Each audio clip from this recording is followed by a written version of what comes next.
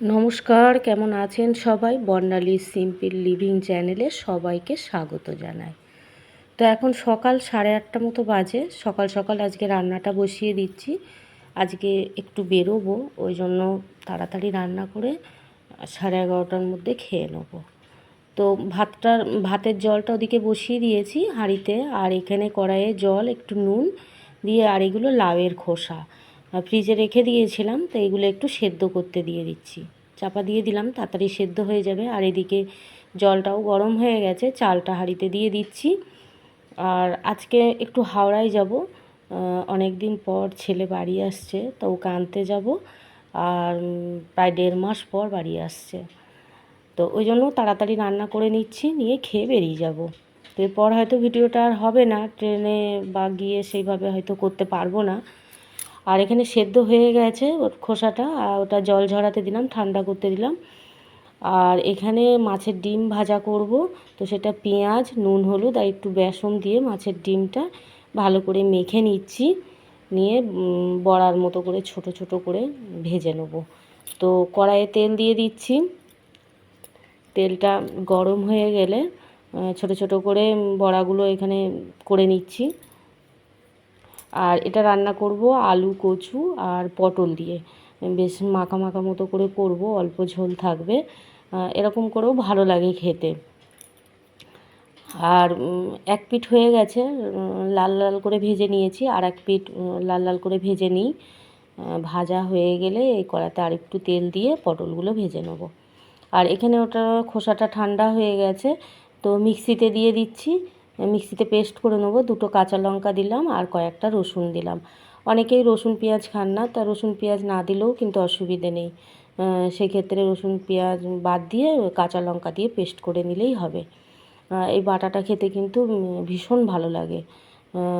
ঘ্যাটকোল বাটাটা একটু অন্যরকম, কিন্তু এটা একটু অন্যরকম। এটাও খেতে খুব ভাল লাগে। খোসাগুলো আমরা অনেকেই ফেলে দিই বা আলু ভাজার মতো করে ভেজে নিই, কিন্তু এই বাটাটা করলে বেশি ভালো লাগে। ওদিকে ভাতটা হয়ে গেছে, ভাতটা ফ্যান ঝরাতে দিলাম। আর এখানে পটলগুলো ভাজা হয়ে গেছে, কড়াইয়ে ওই তেলেতে একটু পাঁচফোড়ন আর আদাটা আমি কুড়ে নিয়েছি, বেটে দেইনি, তো ওটাও দিয়ে দিলাম। আর হলুদ আর ধনে জিরে গুঁড়ানো থাকে সেটা দিলাম, একটু লঙ্কা গুঁড়ো দিয়েছি, আর টমেটো একটা বাতাসা দিয়ে দিলাম, দিয়ে এই মশলাটা রেডি করে নিই।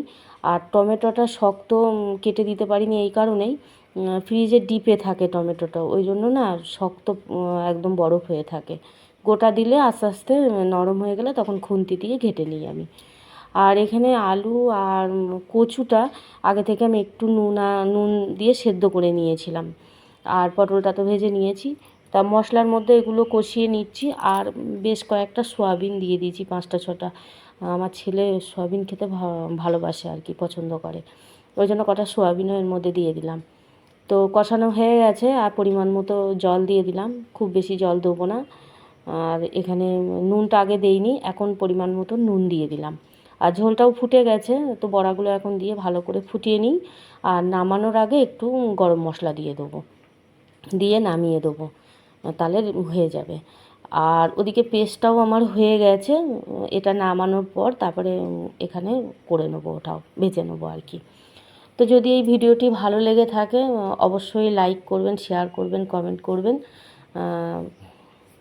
আর এখানে হয়ে গেছে এটা আমার তরকারিটা। কড়াইয়ে অনেকটা কালো জিরে দিয়েছি, কালো জিরেটা না দিলে ভালো লাগবে না, কালো জিরের গন্ধটাই এই বাটাটাতে খুব সুন্দর লাগে।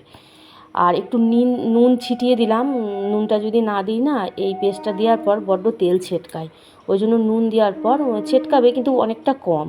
আর একটুখানি বাতাসা দিলাম, আর আগেই তো নুন দিয়ে দিয়েছি, আর এখন হলুদ দিলাম, দিয়ে অনেকক্ষণ ধরেই এটা একটু শুকনো শুকনো অল্প আঁচে শুকনো শুকনো মতো করে নিলাম। আর অবশ্যই একটু মিষ্টি দিতে হবে, নাহলে কিন্তু ভালো লাগবে না খেতে। আর এখানে আমার হয়ে গেছে। তো আজকে একটু তাড়াতাড়ি খেয়ে নিচ্ছি, 11:30টার মতো বাজে, খেয়ে নিচ্ছি এখন। খাওয়া দাওয়া করে রেডি, একদম পুরো খাওয়া দাওয়া করে বেরিয়ে যাব। তো তরকারিটা এরকম হয়েছে আমার, একটু মাখা মাখা মতো হয়েছে, বেশি ঝোল করলে ভালো লাগে না এরকম তরকারি। তো যাই হোক, খাওয়া দাওয়া করে নিই। আর হয়তো ভিডিও এখন করতে পারবো না, আর এখন ট্রেনের মধ্যে নেমে হয়তো কোনো ভিডিও করতে পারবো না সেইভাবে, আবার বাড়ি এসে করব। তো বাড়ি চলে এসেছি, এখন 9টা বাজে, সন্ধে 6টা নাগাদ আমরা বাড়ি এসেছি। তো আজকে রাতে একটু চিকেন করব, পুরোটা দেখাতে পারলাম না, অন্য একদিন দেখাবো আবার এই রেসিপিটা। তো রান্নাটা করে নিই, তা ভিডিওটা বেশি বড় করব না, আজকে এখানেই শেষ করব। তো এখানে যেমন মাংসতে যেমন মশলা দেওয়া হয় সেরকমই পেঁয়াজ রসুন আদা এগুলো, আর কাঁচা লঙ্কাটা বেটে দিয়েছি, আজকে শুকনো লঙ্কা সেইভাবে দেবো না। আর এখানে মাংসটাও দিয়ে দিচ্ছি, মাংসটা ঝোল হবে না, কষা হবে, ঢাকা দিলে একটু জল বেরিয়ে যাবে, সেই জলেতেই এটা হয়ে যাবে। ঢাকা দিয়ে অল্প আঁচে করে নেবো, হয়ে যাবে। আর নুন দিয়ে দেবো, আর একটু গরম মশলা দেবো, কষানোর সময় গরম মশলা চিকেনে দিলে খেতে বেশি ভালো লাগে। তো হয়ে গেছে আমার এটাও, একটু ঢাকা দিয়ে দিলে বেশ খানিকক্ষণ পরেই হয়ে যাবে। তাহলে আজ আসি, আবার নতুন ভিডিও নিয়ে ফিরে আসছি, আপনারা দেখতে থাকুন, সঙ্গে থাকুন।